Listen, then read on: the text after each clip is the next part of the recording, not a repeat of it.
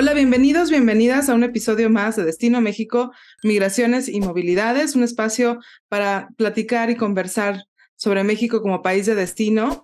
Qué mejor oportunidad el día de hoy de poder platicar con Tonatiuh Guillén López. Bienvenido, Tonatiuh. ¿Qué tal? Muchas gracias por tu invitación. Encantado. Es un placer poder platicar contigo porque, bueno, Tonatiuh es ahora profesor del programa de estudios universitarios del desarrollo en la UNAM, el PUED. Pero en realidad, digamos, tiene una larga trayectoria y experiencia, primero como profesor que trabaja estos temas, como presidente del COLEF, conoce la frontera mejor que nadie, que diría yo, con todas las problemáticas, excomisionado del Instituto Nacional de Migración. Y creo que para platicar el día de hoy de la complejidad que vive México sobre migración, refugio, va a ser una charla muy interesante. Así que yo estoy muy contenta, Tonatiuh, de tenerte aquí. Y en realidad empecemos, digamos, este episodio no sabemos cuándo se va a escuchar, ¿no? Entonces, cuando decimos el día de hoy, México vive una complejidad migratoria en donde vemos flujos mixtos, pues podría ser el próximo año. También podríamos estar haciendo referencia al 2018, 2019, ¿no? Entonces, bueno, ahora estamos, digamos, en 2023 y un poco quizás empecemos pensando en qué es lo que estamos viviendo en 2023, qué podría ser nuevo en esto que tú dices, ¿no? De movilidad, refugio y migración, esta complejidad. Pensando sobre todo que aquí la pregunta guía de este espacio es cómo México puede ser más incluyente, más acogedor, ¿no? Entonces, digamos, ¿cuál es el balance que tú haces de lo que vemos el día de hoy, que puede ser de nuevo, como digo, el pasado o hacia futuro? Gracias, Claudia. Mira, de entrada, estamos en una coyuntura de grandes números. Si hacemos una evaluación de corto y mediano, incluso larguísimo plazo, los años 2022 y 2023, como está apuntando este año, son las cifras de mayor cantidad de personas en movilidad a través de México y desde México. Si lo medimos por el número de lo que llama la Policía Fronteriza encuentros con extranjeros en su frontera sur, en el año 2022 fueron más de 2.5 millones de encuentros. Eso traducido a personas es difícil, pero incluso en la hipótesis de que cada persona hizo el intento de cruce o de solicitar asilo 3 veces o 4 veces, igual nos da una cantidad enorme de personas arribando a la frontera sur de ese país. Y el año 2023 apunta a números muy parecidos. Si no es que en una de esas rompemos el récord. Entonces sí, dato número uno, cantidades impresionantes de personas. Segundo punto es que subrayado, un tercio de ese total, más o menos en promedio, somos mexicanas y mexicanos. Después de haber estado más de una década relativamente estables en movimiento, incluso hubo momentos en que hablamos de un balance migratorio negativo, pues ahora estamos otra vez en un repunte con un agravante que sí me gustaría destacar, que cerca de la mitad, en agosto, los datos de agosto del 23, cerca de la mitad del total del movimiento de mexicanas y mexicanos es en grupo familiar. Ya no es hombres jóvenes principalmente, como era el componente pues casi total de los años anteriores, sino ahora son grupos familiares. Y esto tiene implicaciones tremendas porque eh, cuando se mueve una familia o parte de la familia y se van en estas condiciones, ya las razones del movimiento son otras. Ya estamos hablando de desplazamiento. Y no es casualidad que tengamos poblaciones especialmente de Michoacán, de Guerrero, de Chiapas, Oaxaca, donde están pasando cosas horribles en términos de seguridad, de violencia, del crimen como la fuerza única, sin Estado de Derecho en muchas regiones. Entonces, esos factores El componente nuevo en términos de número y de perfil social es este que te comento. Y los otros datos interesantes es los orígenes de las poblaciones que crecieron mucho en el 22 y que se han sostenido en el 23. No teníamos números tan increíblemente grandes de Venezuela, que se habían movido más al sur del continente, de Nicaragua, que bueno, Nicaragua, pues no es que no existiera, pero tampoco eran números así impresionantes, de Cuba, que tampoco son novedades, pero sí los números sí son la novedad. Hubo meses en el 2022 en que cualquiera de estos tres países, solito, el número superó a Honduras, El Salvador y Guatemala juntos. Entonces, ya nos damos una idea del tamaño del movimiento. Y esta complejidad es la que la podemos ver a partir de números, pero me gustaría también enfatizar que el perfil social también cambió para estas poblaciones. Entonces, estamos hablando más de desplazamientos forzados, más de personas obligadas a salir de sus lugares de origen, y por lo mismo he estado insistiendo que se trata de una crisis de refugio. No es una crisis migratoria, es una crisis de refugio y cambia completamente el juego esta visión. Muchas veces aquí en este espacio, ¿no? Resaltamos la idea con distintos actores que aún en estos contextos de grandes números es importante reducir la alarma, ¿no? Digamos, reducir esta idea de crisis, no pensar en que está todo necesariamente fuera de control, porque entonces eso puede generar reacciones negativas de criminalización, de estigmatización a la población en movilidad. Por otro lado, es verdad que los números aumentan en un contexto también donde el título 42 dificulta mucho saber esta distinción entre encuentros, detenciones, aprehensiones y eventos incluso de repatriación o de deportación versus personas, ¿no? Entonces, digamos, es verdad que los números son muy grandes y ahí creo que es importante lo que resaltas de lo que ocurre también, digamos, en ciertas zonas, en ciertas ciudades donde los números implican también que las autoridades locales se vean un poco sobrepasadas porque pensando en estos números, pero en el ámbito local es distinto, ¿no? Pero es verdad también que vemos que este aumento de llegadas se da, digamos, en el 2014, en el 2018, 2019, vemos ahora de nuevo este repunte, digamos, estos ciclos, ¿no? De llegadas en grandes números, ¿no? Que en los medios, digamos, a mí este fin de semana me impresionó cuántos periódicos decían, hablaban de la masividad, ¿no? De la oleada, del tsunami, y esto creo que puede ser muy perjudicial, ¿no? Ahora, es verdad que los números han aumentado y que entonces nos pone a nosotros en una disyuntiva de qué hacer. Pero eso no necesariamente es nuevo, porque hemos visto ya en la historia otros momentos donde México se siente presionado por las autoridades estadounidenses, por las autoridades locales de ciertas ciudades, ¿no? También. Ahora, no todos van a poder solicitar la condición de refugiados, no todos van a poder ser reconocidos como refugiados por muchas razones, ¿no?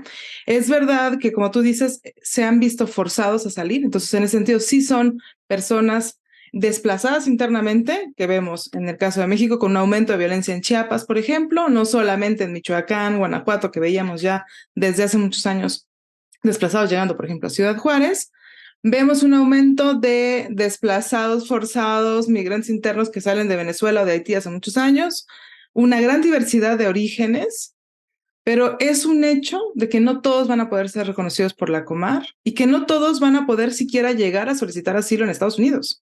Entonces, ahí quisiera que me ayudaras a pensar un poco, conjuntamente con todos, si es una crisis digamos, una crisis humanitaria en el sentido de que hay un aumento de migración forzada de México y de otros lados, ¿qué hacer cuando no todos van a ser reconocidos? Y cuando el sistema de asilo en realidad estadounidense está también poniendo muchas trabas, ¿no? Y cuando gobierno estadounidense sigue poniendo trabas y sigue poniendo presión al gobierno mexicano para controlar a estos migrantes en tránsito.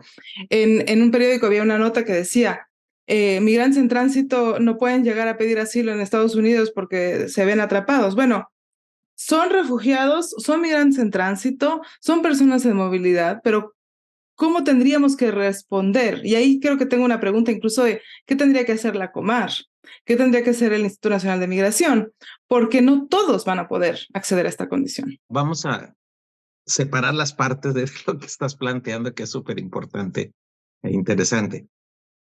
Primero, sobre números. Yo creo que sí hay que reconocer que la coyuntura 22 y 23 es 3 o 4 veces mayor que lo que ya parecía muy grande en el 18 y el 19. Entonces, no hay manera de comparar en términos cuantitativos. Luego, el punto central es el perfil social que tienen estas personas por los motivos de su movilidad, con independencia de si se reciben o no. O sea, son personas que tienen características de solicitantes de refugio. Y por lo tanto, titulares de los derechos de las convenciones internacionales en la materia y titulares de los derechos de la Constitución mexicana, de la ley sobre refugio y obviamente con las responsabilidades que le tocan al Estado mexicano, punto, no solamente a Comar.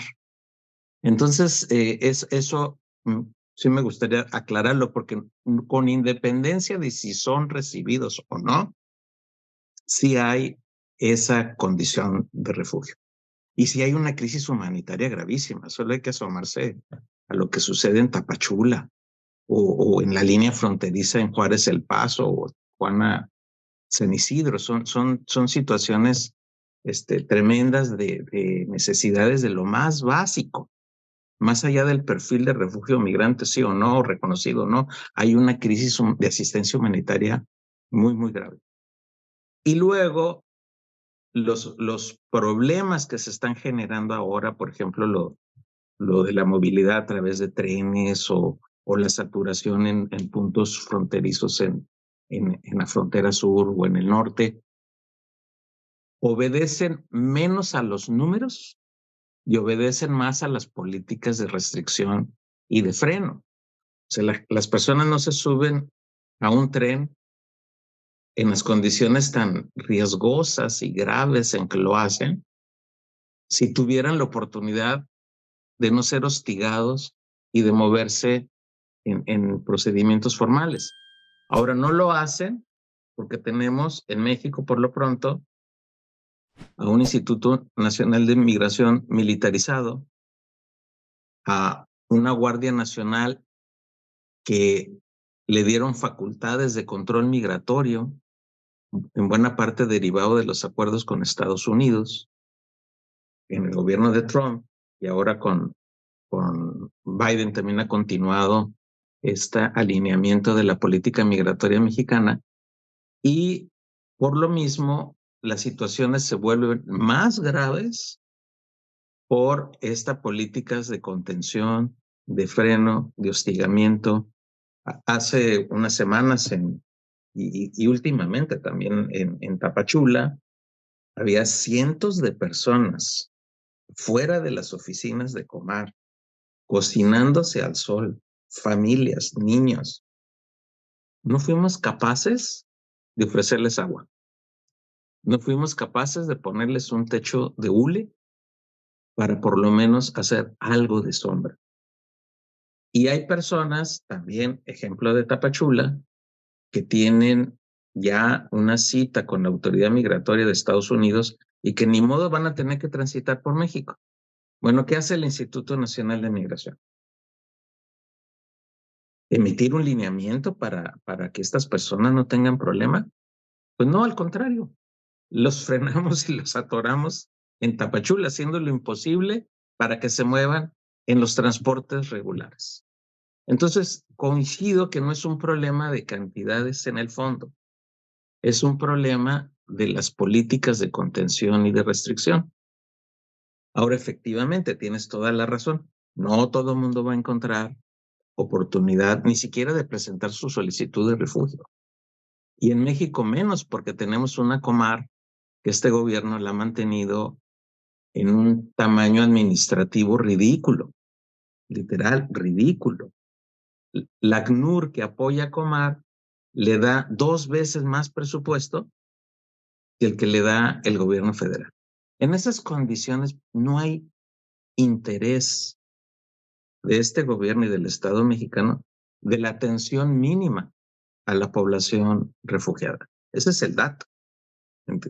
Comar debiera estar no solo con capacidades administrativas y personal y recursos y oficinas y demás, no solamente debiera hacer eso, debiera tener un rol directivo en la atención del estado de esta población. Por eso enfatizo el punto. Si se trata de refugio, no les aplica la ley de migración. Tonati, hay que resaltar algo, porque, a ver, estamos en una crisis, digamos, de refugio, en el sentido de que hay definitivamente, y yo coincido, ¿no? Soy un poco provocadora, pero hay un aumento muy importante de personas que llegan con muchas necesidades, que están concentradas en ciudades donde esas condiciones no son propicias, ¿no? Donde hay además mucha tensión, hay que resolver necesidades básicas que no se están resolviendo, ¿no? El caso de Tapachula es muy claro, pero también Ciudad Juárez y otros puntos. La Comar tiene un presupuesto, digamos, ridículo comparado con el presupuesto del Instituto Nacional de Migración. La Comar depende muy fuertemente del presupuesto y de la ayuda de ACNUR, que también a futuro nos puede plantear muchos problemas si es que no hay un fortalecimiento institucional pronto, ¿no? Hay una política de contención y de trabas, incluso para las personas que están ya solicitando una condición de refugiado ante Comar. Digamos, no olvidemos que incluso en el incendio de Ciudad Juárez murieron personas que estaban ya en este proceso, ¿no? Entonces hay ahí también una contradicción en las capacidades institucionales y también en los procedimientos incluso, ¿no? Como tú dices, alguien que tiene cita para su revisión de caso de solicitud de asilo en Estados Unidos, tiene todo el derecho a poder cruzar, pero el cruce por México y el tránsito es muy complicado, ¿no? Y en su momento se discutieron incluso si podíamos tener ciertos visos, permisos de tránsito, que fue muy complicado, ¿no? Ahora, un poco pensando en que es verdad que es una crisis de refugio, no todos van a tener acceso a la condición, a poder ni siquiera solicitar, pero un poco creo, no sé hasta qué punto, y aquí te pregunto, en esta situación estamos entrampados en pensar que los migrantes en tránsito no van a ser personas que van a estar en México un tiempo largo en algunos casos, o pero ni siquiera que pudieran tener como destino nuestro país. Y a mí siempre me preocupa esta idea de que, dado que son migrantes en tránsito, pareciera que entonces el Estado mexicano pudiera llegar a tener menor responsabilidad en el asunto, ¿no? Mi duda es, ¿cómo cambia esta narrativa cuando aceptamos que es una crisis de refugio y entonces quizás la Comar, el ACNUR, tiene una injerencia distinta de control o de contención, cuando al mismo tiempo se convive con un tránsito muy importante por nuestro país, en condiciones peligrosísimas, donde el cártel y el crimen organizado, los distintos cárteles, ¿no? Y el crimen organizado en su conjunto también ve a estas personas como presas fáciles, digamos, ¿no? Entonces, ¿cómo podemos cambiar esta idea de resaltar la crisis de refugio con al mismo tiempo un tránsito que pudiera ser más ordenado, vamos a decir, donde se respeten los derechos humanos de todas estas personas y donde al mismo tiempo podamos pensar que México podría ser destino de ellas, para ellas, ¿no? Un poco pensando en que lo que queremos es ver cómo podemos ser más acogedor y si simplemente somos más acogedores en el tránsito parece ser insuficiente. Mira, de entrada, el tema pues es complicadísimo y no hay una solución, ¿no? Porque también otro hecho real es que ningún país por sí mismo tiene capacidad para resolver. Ni Estados Unidos, ni México, ni los países de origen o otros de tránsito por sí mismos lo pueden resolver. Pero de ahí a no hacer nada, de ahí a no intentar una coordinación regional amplia, son dos cosas distintas. Ahí obligadamente, si quisiéramos resolver en términos reales y con protección de derechos y con la protección y asistencia humanitaria de vidas, tendríamos que avanzar a un acuerdo regional amplio en la materia, por lo menos en América del Norte, por lo menos. Ahí tendríamos que tener no un alineamiento de México con Estados Unidos, sino una estrategia regional compartida desde el diagnóstico, soluciones, alternativas y responsabilidades. Ojalá fuera esa la ruta y se avanzara. Mientras tanto, la cuestión es de política pública y de visión y ni siquiera de recursos. Yo creo que eso hay que separarlo. Por ejemplo, las personas que tienen intento de solicitud y de acercamiento con Comar. O sea, Comar ahorita es un embudo. No se puede, ¿no? No va a haber capacidad. Pero sí hay disposiciones en la ley de refugio que explícitamente señalan que en los casos en donde hubiera alguna movilización masiva de personas con este perfil, la Secretaría emitirá los lineamientos adecuados. Bueno, pues no lo van a hacer, porque los lineamientos adecuados tendrían que ser en la Dirección de Refugio y de Protección, y los lineamientos tendrían tensión con los acuerdos con Estados Unidos y tendrían tensión con el otro aparato que está ahí militarizado, que es el del INM y la Guardia Nacional. Por eso, reitero, la cuestión no es de dinero, la cuestión es de cómo se definen las prioridades de política y quién las establece. Si las está estableciendo INM, ya estamos perdidos. O sea, no hay manera. Las tendría que estar estableciendo Comar. Desde el punto de vista jurídico, si a una persona la tratas con la ley equivocada, de entrada le estás violando todos los derechos. Entonces aquí el punto central es el Estado mexicano, al estar tratando a población de refugio con la ley de migración, está violando masivamente derechos que el propio Estado mexicano reconoce. Donatiu, me encanta que saques este tema y creo que te pediría ahondar en él. En cómo se encuentra, porque muchas veces decimos que la ley de migración, la ley de refugio de 2011, buscaba en realidad de una manera muy abierta, progresista, recibir a estas personas en movilidad, que fue un gran esfuerzo coordinado, donde hubo voluntad política, digamos, hubo fuerzas, digamos, vamos a decir, que maravillosamente se juntaron. No ocurrió después, la implementación fue complicada, pero tenemos esos marcos jurídicos que nos permitirían, si hubiera otro tipo de voluntades políticas, digamos, manejar estos fenómenos de una manera muy distinta. Pero creo que sería bueno detenernos en cómo están estos marcos, porque quizás mucha gente no lo sabe, no los conoce, y también esto nos podría dar herramientas para decir, bueno, como tú dices, ¿no? Se podrían, en casos excepcionales, plantear situaciones distintas, pero ¿cuáles son esos espacios que ofrece la ley o el marco jurídico, los distintos programas, para poder resolver parte de estas problemáticas? Recordarás que la ley de migración y la ley de refugio derivan de una coyuntura horrible del 2010, que fue la matanza de migrantes en San Fernando, Tamaulipas. Nos llamó a la conciencia pública, que afortunadamente repercutió en el ámbito gubernamental, legislativo y civil. Y terminamos con dos marcos jurídicos francamente buenos: la ley de migración y la ley sobre refugiados. Ambas leyes tienen un tono protector de derechos. Otra cosa es que no los cumplamos. Pero ambas En leyes realidad hemos tienen vivido tragedias subsecuentes terribles. la tragedia de Ciudad Juárez. El gobierno se dedicó a reducirla a su mínima expresión. Ni siquiera para ofrecer, nos equivocamos, disculpen. Ni siquiera para remover al titular del Instituto Nacional de Migración. El mensaje fue muy claro: no vamos a mover nada, ni vamos a cambiar nada, ni nos hemos equivocado. Y además es un asuntillo, como lo manejó el gobierno. Entonces, a diferencia de la tragedia de San Fernando, que generó indignación y jurídicamente 2 leyes, el crimen en Ciudad Juárez está escondido. No se, no procede ni siquiera todavía a indemnizar a las familias o a las personas heridas.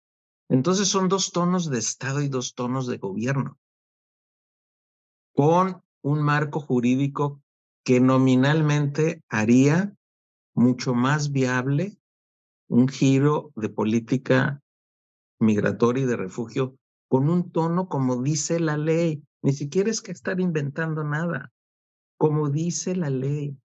Entonces, cuando, reitero, si eres titular de derechos como refugiado, aunque no esté reconocido todavía, pero tu situación es de refugio y te aplican la ley equivocada, pues están violando los derechos reconocidos universalmente sobre refugio y violando la propia ley mexicana.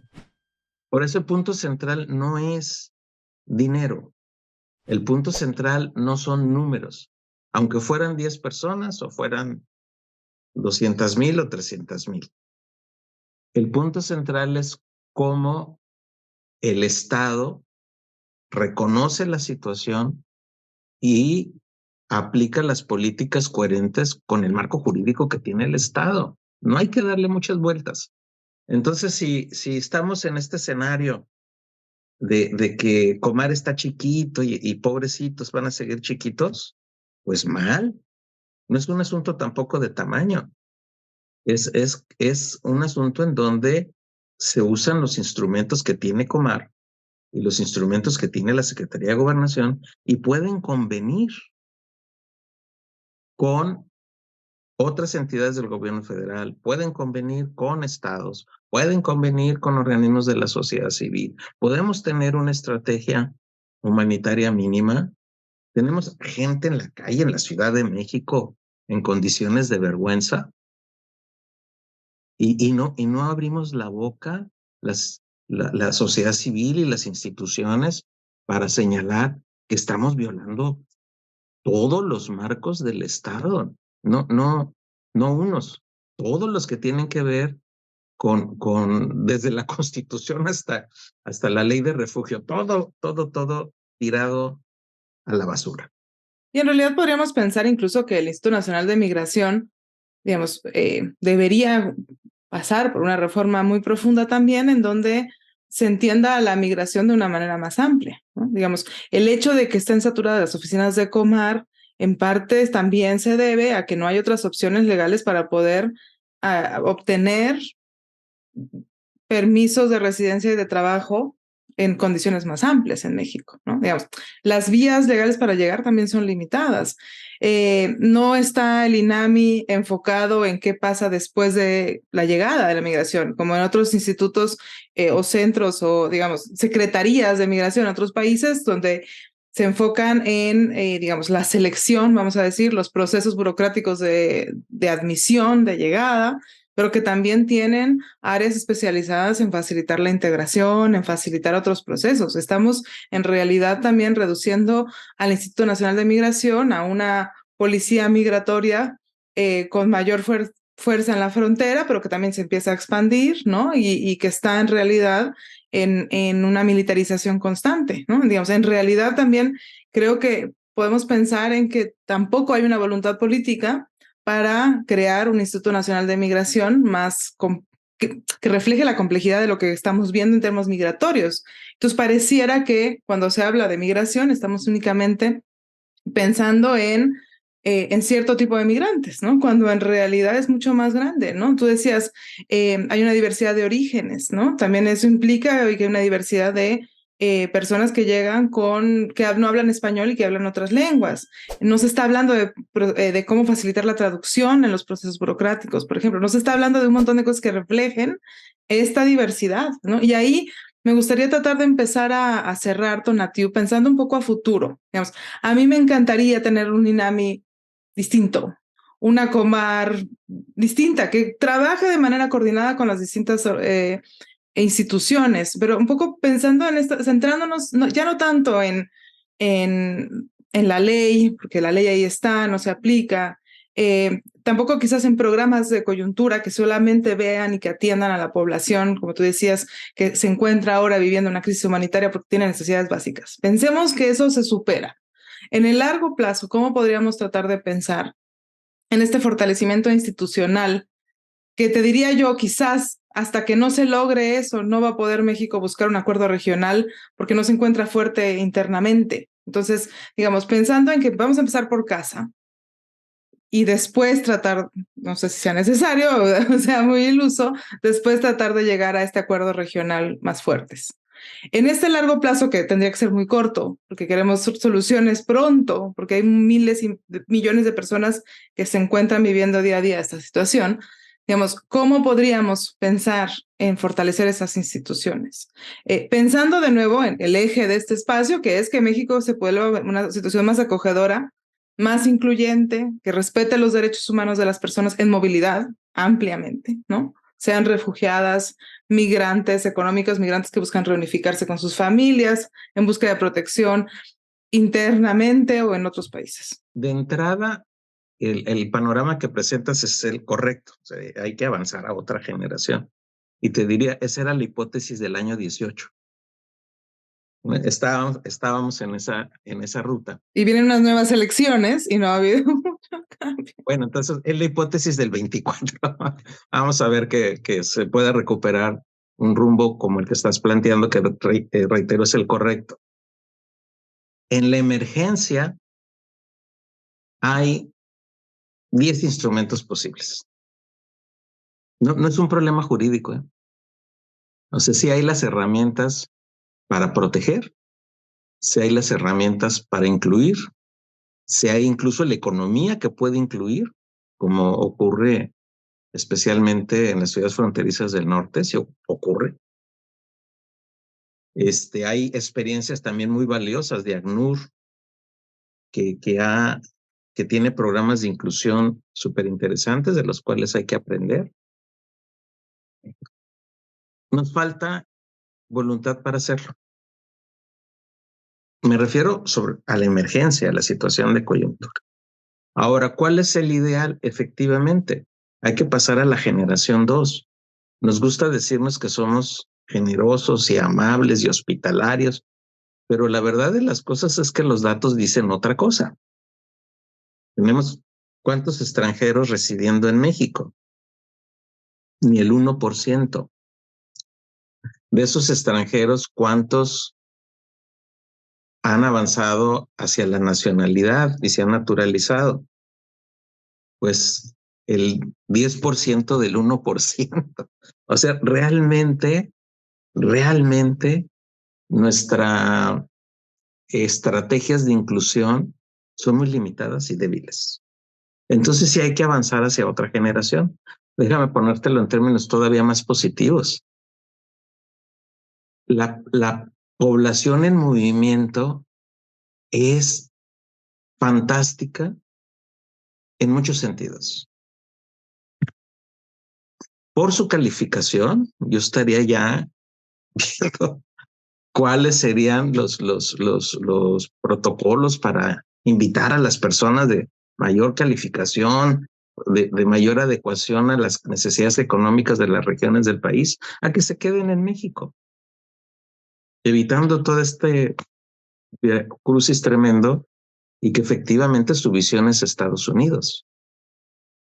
Ya estaría yo viendo estas cosas, incluso en nacionalidades que uno tendría la especulación de que tal vez no tienen una calificación alta, por ejemplo, haitianos, nada que ver, o sea, los haitianos tienen una muy buena calificación, ¿no? Entonces ahí, solo desde el punto de vista de capital humano, debiéramos estar súper interesados.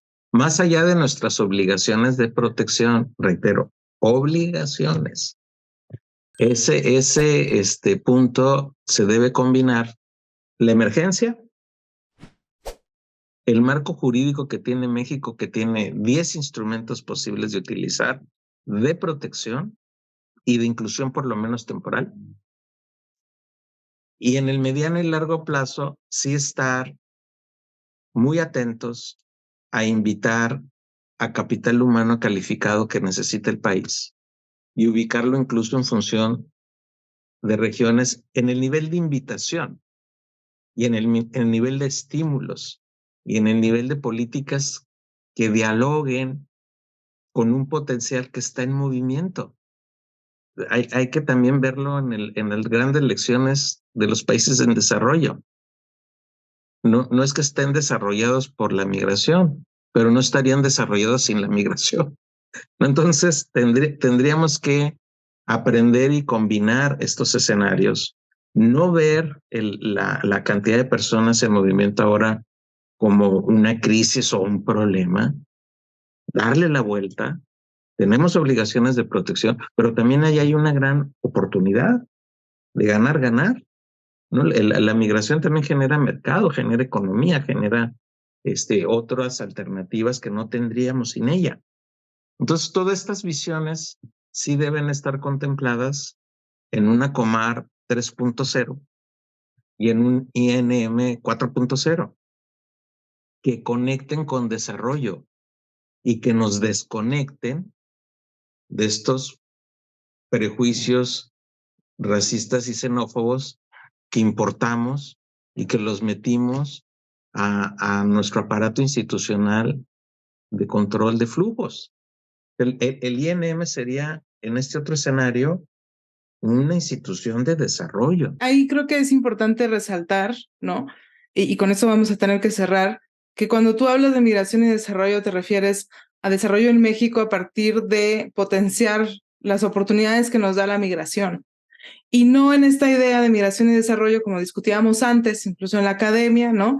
De, por un lado, de pensar que vamos a lograr mejorar las condiciones en los lugares de origen, ahora de todo el mundo, ¿no? Porque como vienen a México de todo el mundo, eso va a evitar la migración. Nosotros no estamos hablando de eso. En realidad, lo que tú estás diciendo es aprovechemos a la migración, a las personas de movilidad de nuestro país, ¿no?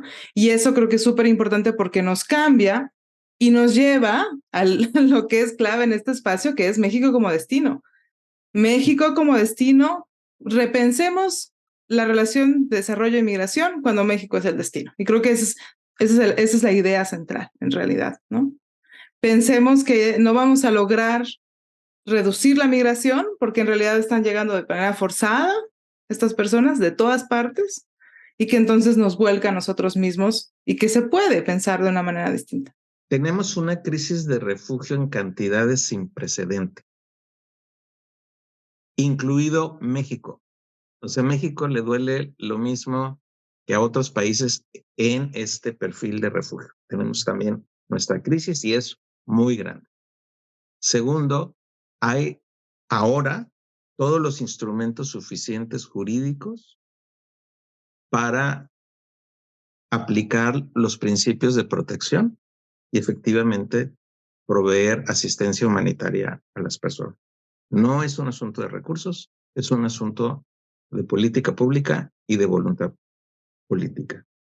Y tercero, independientemente de ello, en el horizonte inmediato y a futuro, sí hay capital humano en movimiento valiosísimo.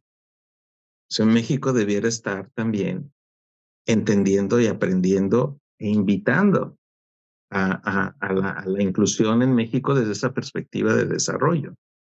Y eso debiera ser una estrategia continua. O sea, México tiene un futuro económico muy ligado a la economía de Estados Unidos, muy ligado a la dinámica de ese mercado, muy ligado a la complejidad de esa estructura que se está creando ahí. Y venturosamente debiéramos avanzar a la diversidad cultural, económica, social, derivada de la inmigración en México. Entonces, no, veo que estamos caminando en el territorio equivocado, cuando debiéramos estar enfocando las cosas de manera constructiva y hacia el futuro. Bueno, tratemos de ser optimistas y pensemos que si el presidente en su grito de independencia desde Palacio Nacional dijo viva a los migrantes, que en realidad está pensando una nueva política, una nueva visión de migración a futuro y esperemos que esto se materialice pronto. Seamos optimistas. De tiempos electorales todo es mucho más difícil. Yo te agradezco muchísimo, Tonatiuh, por estar aquí en este espacio y les agradezco a todos y todas haber compartido la conversación con Tonatiuh Guillén. Los espero en un episodio más de Destino México, Migraciones y Movilidades.